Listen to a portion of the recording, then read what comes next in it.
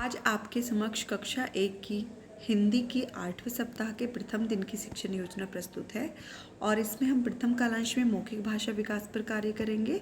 लेकिन सबसे पहले हम अपनी कक्षा का वातावरण सहज बनाने के लिए बच्चों को कोई छोटी सी खेल गतिविधि कराएंगे।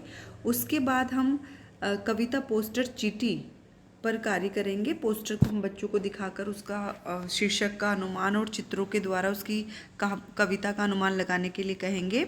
फिर हम बच्चों को पूरे हाव भाव के साथ मौखिक रूप से 2-3 बार कविता को सुनाएंगे और कविता सुनाने के बाद फिर कविता पोस्टर दिखाते हुए कविता के प्रत्येक शब्द पर उंगली रखते हुए पढ़ेंगे। उसके बाद फिर हम बच्चों से कहेंगे कि अब आप पूरे हाव भाव के साथ 1-2 बार कविता को गाएं।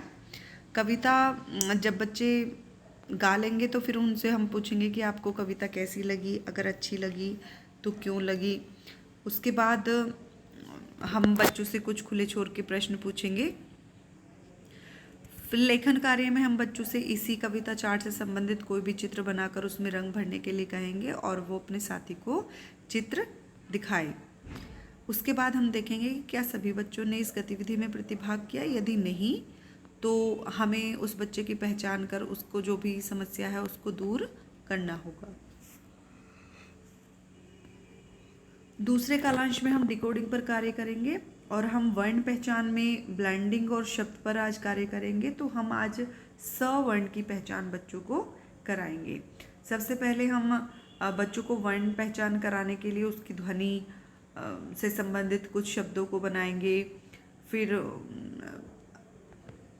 शब्दों के पहले वर्ण पर जो स वर्ण है उस पर गोला बनाएंगे और उसके बाद कक्षा में प्रदर्शित सामग्री में से बच्चों को स वर्ण ढूंढने के लिए कहेंगे और कलरव के पाठ 7 पतंग से भी बच्चों को स वर्ण खोजने के लिए कहेंगे और फिर हम स वर्ण को लिखने का अभ्यास भी बच्चों से करवाएंगे।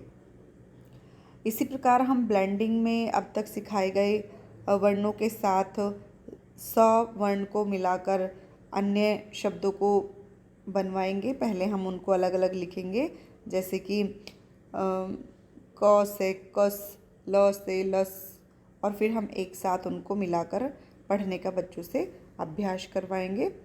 शब्द पठन में भी इसी तरीके से हमने जो भी अब तक तरीकों का प्रयोग किया है उसके द्वारा हम वर्णों अक्षरों से मिलकर बनने वाले नए नए शब्दों को बच्चों से पढ़ने का अभ्यास करवाएंगे।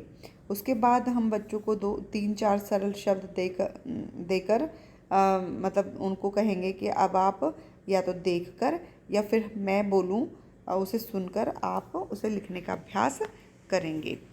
लेखन कार्य में हम सभी बच्चों को कार्य पुस्तिका के पाठ 50 पर कार्य करने को कहेंगे और आवश्यकता के अनुसार उनकी सहायता करेंगे।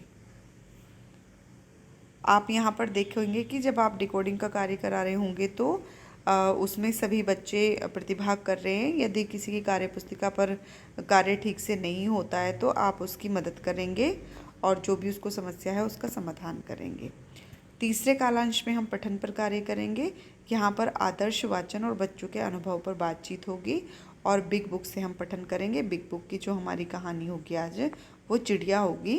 तो सबसे पहले आप बिग बुक के मुख्य पृष्ठ को दिखाते हुए बच्चों से पूछोगे कि आपको इसमें क्या दिख रहा है, ये किसकी कहानी हो सकती है। तो इस तरह से उस कहानी से संबंधित 2-3 प्रश्न आप बच्चों से पूछोगे और फिर बिग बुक की कहानी का आदर्श वाचन करेंगे।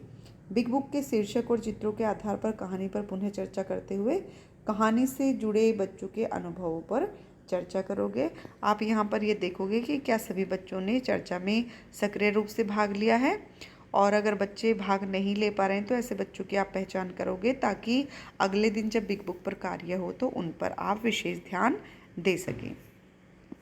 दूसरे कालांश में हम 20 मिनट अपने इस कार्यपत्रक पर कार्य कराएंगे बच्चों को डिकोडिंग वाले कालांश में। तो इस तरह से ये हमारा कार्यपत्रक होगा। बच्चे चित्रों की पहली ध्वनि अपने साथी को बताएंगे। यहाँ पर बच्चे स वर्ण पर गोला बनाएंगे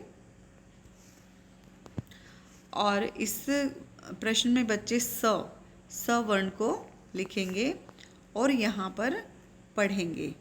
जैसे कि यहाँ पर 5 शब्द दिए हुए हैं तो इनको बच्चे पढ़ेंगे।